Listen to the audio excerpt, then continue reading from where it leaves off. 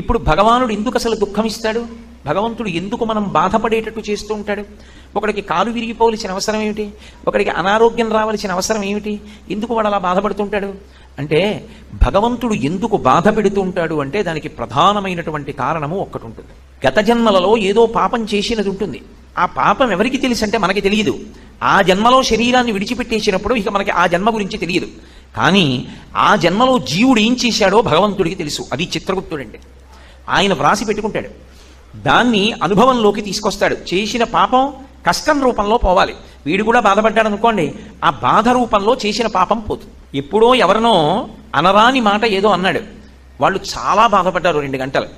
వాళ్ళు బాధపడ్డారు కదా, ఆ బాధపడినట్టే ఇప్పుడు కూడా నిన్ను ఎవరో ఒకళ్ళు ఏదో అనరాని మాట అంటారు, నువ్వు 2 గంటలు బాధపడతావు. ఈశ్వరుడు గత జన్మలలో చేసిన పాపాన్ని దృష్టిలో పెట్టుకుని ఫలితాన్ని ఇస్తాడు. గత జన్మలలో చేసుకున్న పుణ్యాన్ని దృష్టిలో పెట్టుకుని ఫలితాన్ని ఇస్తాడు. అలా ఇస్తాడా అండి? ఖచ్చితంగా ఇస్తాడు. కంచికామకోటి పీఠాధిపత్యం వహించినటువంటి మహాపురుషులు చంద్రశేఖరేంద్ర సరస్వతీ స్వామి వారి దగ్గరికి వచ్చి, సనాతన ధర్మమునకు చెందనటువంటి ఆవిడ, పునర్జన్మ సిద్ధాంతమునందు నమ్మకం లేనటువంటి ఆవిడ ఓ మాట అడిగింది. గత జన్మలలో చేసుకున్న పాపపుణ్యములను అనుభవించడానికి ఈ జన్మలో శరీరాన్ని పొంది వస్తారని ఎలా నమ్ముతాము అని అడిగింది. ఆయన నవ్వి అన్నారు, ఇప్పుడు నువ్వు నాతో మాట్లాడుతున్నటువంటి నేను విడిది చేసిన ప్రాంగణం ఉందే, దీనికి ముందు సందులో ఒక వైద్యశాల ఉంది. అది ప్రసూతి కేంద్రం. కడుపుతో ఉన్న ఆడవాళ్ళు అక్కడికి వచ్చి ప్రసవం అవుతూ ఉంటారు. నువ్వు ఇవాళ వెళ్ళి ఎంతమంది దంపతులకు ఎవరెవరు పిల్లలు పుట్టారు, వాళ్ళ పేర్లు ఏమిటి, ఆ తల్లిదండ్రుల పేర్లు ఏమిటి, వాళ్ళు ఏం చేస్తూ ఉంటారు వ్రాసుకుని రా అన్నారు. ఆవిడ మర్నాడు వచ్చింది మహాస్వామి దగ్గరికి. ఆవిడ ఏం చెప్పలేదు. ఆయన కాళ్ళ మీద పడి నమస్కారం చేసింది. నాకు అర్థమైంది, గత జన్మలలో చేసుకున్న పాపపుణ్యములను అనుభవించడానికి భగవంతుడు ఈ శరీరాన్ని ఇచ్చినప్పుడే నిర్ణయం చేసేస్తాడు ఎవడెంత సుఖపడాలో ఎవడెంత బాధపడాలో. ఎలా? ప్రసూతి కేంద్రంలో ఒకడేమో ఎయిర్ కండిషన్ రూమ్లో పుట్టాడు, ఒకడేమో జిల్లా కలెక్టర్ గారికి కొడుగ్గా పుట్టాడు, ఒకడేమో రిక్షా తొక్కుతున్నటువంటి ఒక కార్మికుడికి కొడుగ్గా పుట్టి కనీసంలో కనీసం ఒక ప్రత్యేకమైన గదిలో కూడా ఆవిడ ప్రసవం అవ్వలేక అందరితో పాటు ఒక హాల్లో పడుకునుంది పసిపిల్లాడితో ఎండలో. తెలియట్లా? ఎవరు చేసినటువంటి కర్మని అనుభవంలోకి వాళ్ళు తెచ్చుకుంటున్నారన్న విషయం తెలుస్తోందా, తెలియట్లేదా? కాబట్టి భగవంతుడు ఈ శరీరాన్ని ఎందుకు ఇస్తాడు అంటే, దీనితో ఎప్పుడూ 3 పనులు జరుగుతుంటాయి. ఇది బాగా జ్ఞాపకం పెట్టుకుంటే అసలు మనం ఎందుకు శరీరాన్ని జాగ్రత్తగా ఉపయోగించాలో అర్థమవుతుంది. శరీరం లేదనుకోండి, సుఖం ఎలా అనుభవిస్తారు, దుఃఖం ఎలా అనుభవిస్తారు నాకు చెప్పండి. గతంలో చేసిన పాపం ఉంది, దుఃఖం అనుభవించాలి, శరీరం లేదు, ఎలా అనుభవిస్తారు? కుదరదు. పాపము యొక్క ఫలితమైన దుఃఖం పోగొట్టుకోవాలన్నా శరీరం ఉండాలి. పుణ్యం చేసినప్పుడు దాని ఫలితంగా సుఖం అనుభవించాలన్నా శరీరం ఉండాలి. పాపపుణ్యములు దేనివల్ల పోతాయి? శరీరంతో సుఖ దుఃఖములను అనుభవించడం చేత పోతాయి. మూడవది, నువ్వు తర్వాత జన్మలకి కావలసిన వంట దేంతో వండుకోవాలంటే దీంతోనే వండుకోవాలి. ఈ జన్మలో విశేషమైనటువంటి పుణ్యకార్యములు చేసి పరమ సాత్వికమైనటువంటి బుద్ధితో ఎవరినీ బాధ పెట్టకుండా ప్రవర్తిస్తున్నావు అనుకో, అప్పుడు ఆ పుణ్యం వచ్చే జన్మలో నువ్వు సుఖపడడానికి హేతు అవుతుంది. ఈ జన్మలో బలం ఉంది కదా అని అందరినీ బాధ పెడితే ఆ బాధ పెట్టినటువంటి పాపం వచ్చే జన్మలో దుఃఖంగా అనుభవించడానికి పనికొస్తుంది. ఇప్పుడు వచ్చే జన్మలో రావలసినటువంటి సుఖ దుఃఖములను పాపపుణ్యముల రూపంలో ఇక్కడ సముపార్జించుకోవడానికి సాధనం ఏది? శరీరమే. కాబట్టి ప్రతివాడు కూడా ఏం కోరుకుంటాడు? నేను సుఖంగా ఉండాలి అంటాడు. మరి ఆ రోజున ఒకడికి కాలు విరుగుతోంది, ఒకడు జారి పడుతున్నాడు, ఒకడికి జ్వరం వస్తోంది, ఒకడికి తీరా రైలు దగ్గరికి వెళ్ళిన తర్వాత రైలు వెళ్ళిపోతోంది. అయ్యయ్యో నేను వెళ్ళవలసిన దానికి వెళ్ళలేకపోతున్నాను, ఆ రైలు వెళ్ళిపోయిందిట అని వాడు విపరీతమైన క్షోభకి గురవుతున్నాడు. ఒక్కొక్కడికి అన్నం దొరకట్లేదు, ఒక్కొక్కడికి నీళ్లు దొరకట్లేదు, ఒక్కొక్కడికి నిద్ర పట్టట్లేదు, ఒక్కొక్కడికి శరీరంలో బాధ కలుగుతోంది, ఒక్కొక్కడు సంతోషంగా ఉన్నాడు. అమ్మయ్య నేను అనుకున్న పని వాళ్ళు అయిపోయిందంటే వాడు సంతోషిస్తున్నాడు. ఎందువల్ల? ఎవడైనా దుఃఖంగా ఉందామని కోరుకున్నవాడు ఉన్నాడు ఆ లోకంలో?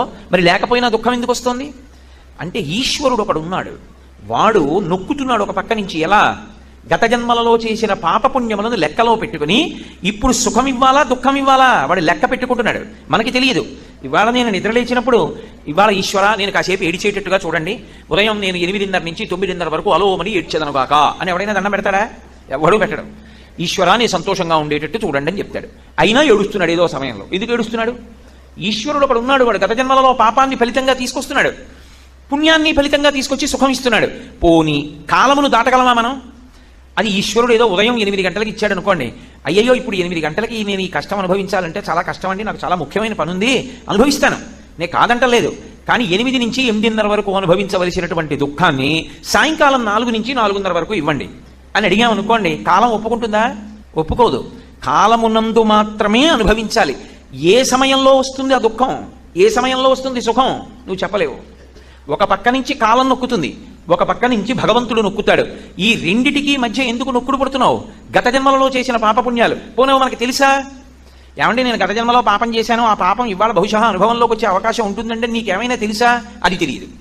మరి ఇప్పుడు ఏం చెయ్యాలని అడిగారు. అందుకే ప్రార్థనతో ప్రారంభం అవ్వాలి. ఏ కార్యక్రమమైనా ప్రార్థనతో ప్రారంభం అవుతుంది. ప్రార్థన ఈ మాట ఎందుకు వచ్చిందో తెలుసా? మీరు ఏది మొదలు పెట్టండి, ప్రార్థన చేశారా అంటారు. నేను ఇప్పుడు ఉపన్యాసం మొదలుపెట్టాను. ఉపన్యాసం మొదలుపెట్టే ముందు నేనేం చేశాను? ప్రార్థన చేసి మొదలుపెట్టాను. ప్రార్థన అంటే ఈశ్వర, ఏమో గత జన్మలలో నేను పాపము చేసి ఉండవచ్చు, పుణ్యము చేసి ఉండవచ్చు, కానీ నేను చేసినటువంటి పాపం ఏదో ఉండి ఉంటుంది. ఏమీ లేకపోతే మనుష్య శరీరం ఎందుకు వస్తుంది? పాపపుణ్యాలు రెండు ఉంటేనే మనుష్య శరీరం ఇస్తారు. కానీ నాకు మీరు ఒక్క ఉపకారం చేసి పెట్టండి. ఒకటి, నేను చేసినటువంటి పాపానికి నాకు ఫలితాన్ని ఇచ్చేటప్పుడు పరమదారుణమైనటువంటి ఫలితాన్ని నాకు ఇవ్వవద్దు. నేను ఏదో పెద్ద పాపమే చేసి ఉండవచ్చు, ఆ పెద్ద పాపానికి తగినంత ఫలితాన్ని మాత్రం నాకు ఇవ్వకండి. అంత పెద్ద అశుభవార్త నేను వినేటట్టుగా చేయకండి. దానివల్ల నేను తల్లడిల్లిపోయేటట్టుగా నన్ను మార్చకండి. జీవితాంతం ఏడవలసినంత పెద్ద పెద్ద శిక్షలు నాకు వెయ్యకండి. మరి నీ పాపం ఎలా పోతుంది? నన్ను అనుగ్రహించండి. నేను తప్పు చేశాను. ఎందుకు చేశాను?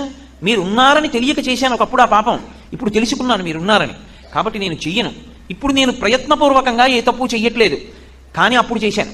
ఈశ్వర, మీరు నన్ను మన్నించి ఆ పాపము యొక్క ఫలితాన్ని ఇచ్చేటప్పుడు బహు తక్కువ చేసి ఇవ్వండి. నేను భరించగలిగేలా ఇవ్వండి తప్ప నేను భరించలేనంత దుఃఖాన్ని నాకు ఇవ్వకండి.